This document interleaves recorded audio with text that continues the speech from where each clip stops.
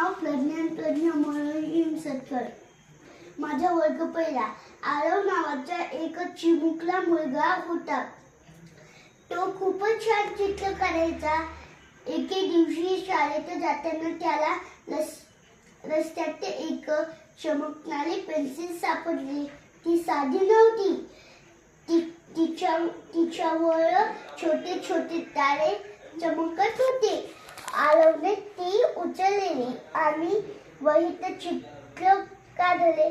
पण आश्चर्य, त्याने काढलेले फूल हळूहळू वहीतून बाहेर येऊ लागले. खरे खुले फूल त्याच्या हातात होते. आरव खूप खुश झाला.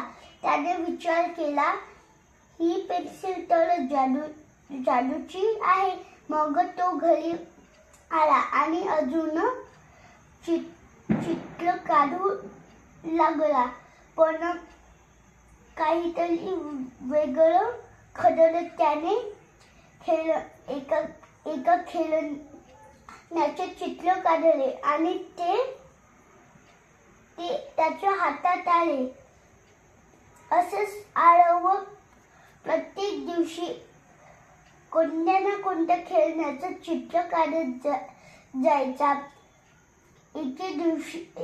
एका दिवशी अचानक आरवने चित्र काढले आणि ते चित्र जिवंत झाले.